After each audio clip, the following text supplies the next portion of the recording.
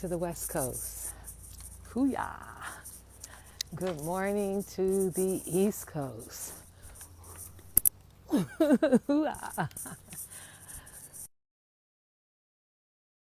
And I don't know, we're just in a month of this process because my son was sent home on Friday, March 17th, and the 20th, if I had the days right, we didn't come back. So from March 17th to now, it's just about a month, although it seems a little longer. How's it for you? Let me know where you are, what state you're in on the replay. Hashtag, are you in New York? Are you in Philadelphia? Where are you? So, good morning. I thought I'd hop on today. Mondays seem to be kind of quiet for me now. I didn't have anything to say yesterday. But Tuesday tip. Just wanted to ask you how you're managing your fear. I don't think about it much. I don't feel a sense of fear. But I'm quite aware that many of you may. You may be fearful about your jobs if you're off, about your family and income, how you're going to take care of yourself, how will your bills get paid, how will you survive it. And I can imagine it's feeling very uncomfortable not to have those answers. And then that running dialogue of FEAR, though it is false evidence appearing real, I'm sure in some circumstances you're like, oh no, it's real.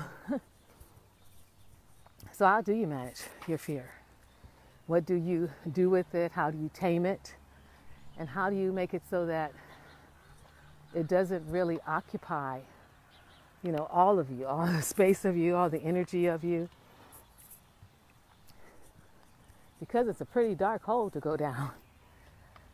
So one of the things I want you to realize, and I think you know it, but the reason why fear gets so much power is because on some level we don't know it. And that is simply that fear is a thought. And that thought is on automatic pilot. If you sat down in a chair and closed your eyes and imagined like there was a movie screen in front of you, the word fear would pop up, and you could sit there and do nothing, and it would pop up again. And it's like on this conveyor belt of repeating the same thought, scenarios, and stories over and over. It's almost on replay. It's almost as if something inside of us happens and it triggers a switch. And when that switch is triggered, it just starts running like a movie. Just plays over and over and over. Whatever the fear statement is, whatever the fear scenario is, or the fear questioning, it just repeats it over and over and over. And here's the thing is that it's almost so unconscious that you don't really catch it. You just notice you feel tired. You notice maybe you feel sad. You notice that you may feel more anxiety and you're more anxious than before. You notice the frustration started. You notice that it's like you're just going around in a circle saying, oh my God, I don't know what's going to happen. Oh my God, what am I going to do? Okay, let me see. How can I do this? How can I do that? Who can I call? And so that's the piece about it that I want you to recognize is it's on automatic. It plays over and over, just like if you had your hottest jam playing and it just automatically comes around when it's its turn to fall and it just plays. So when you recognize that, when you recognize your fear pattern, then you can do something about it. Then you can do something to impact it. And one of the most important things that you can do once you recognize it and you hear it and witness it is just to simply stop. Stop. So one of the first things I'd recommend is Become very present to what the fear story is. What's going around and around and around in your head? What's it saying to you? And then once you can catch it, write it down. Write it down, examine it. Because more often than not, the reason why it came up with the acronym false evidence appearing real is that when you really look at it, really look at it, it's false. It's not true. It just takes up space and energy in your consciousness and your thinking because it's on automatic pilot. It's like those conveyor belts.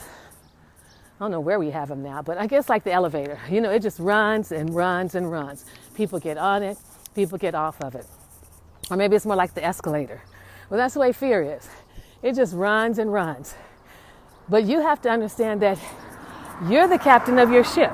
And I know depending on your circumstance right now, you may not feel like it, but doggone it, you got to claim it because nobody's going to claim it for you. You're the captain of your ship. You're the one that's deciding if you go left, right, up, or down.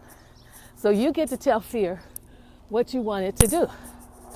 So when you can stop it and write down what the automatic statements are, now you can begin to have an impact on this incredible energy that is like a puff of smoke when you really pay attention to it. As soon as you shine a light on your fear, it disappears. Its greatest power for all of us is to be on automatic pilot. Its greatest power is for us to just let it run and run and run. Let it do what it's going to do. Morning. And then we respond to it after it's saturated us, after it's inundated us with all kind of anxiety and fear. This energy of, oh my God, what's going to happen? Oh my God, am I going to be okay? So catch it. Take your time, write it down. Pay attention to what you're saying to yourself. Because we're the ones who are the hosts, so to speak. You know, you have a party and you're the host and invite everybody over. They do what you encourage them to do, play cards, party, whatever. Well, fear is that kind of way. But you're the host. I'm the host. I get to say how long fear is going to stay. I get to say how much of attention fear is going to get. Is it going to be the spotlight of my party or not? And when you can address it in that way, to that degree, then you begin to take control of it. You begin to take each statement that you hear, write it down, and then tackle what's true and what's not true. What you can do, what you can't do. I mean, it's just the reality of it. It's the threat, the frustration, the worry, and the time and the energy that we give to fear, that's on us. Because once you look at it, you know, okay, my fear is next week I won't be able to do such and such. Well, can we just stay present for right now, today, in this moment, and not go to next week? Let's just say in this moment today, what do I need to do? How do I feel about what I can do? What I can do, I'll do. What I can't do, how do I make a plan to still do that? And then snatch back your power from the grip of fear. Fear doesn't get to just take up space in your consciousness and you just say, okay, I'm just going to be in fear. I'm afraid I won't have my job. I'm afraid I won't be able to do this. Heck no. You're the host of the party. You're the captain of your ship. You get to talk back to fear. You get to jack it up. You get to examine it. And you get to challenge it. Challenge it. Oh, really? Is that the way it is, fear? Wow, that's a beautiful flower. I'm sorry. Got to show you. Look at that. Isn't that gorgeous? Wow. That's absolutely beautiful.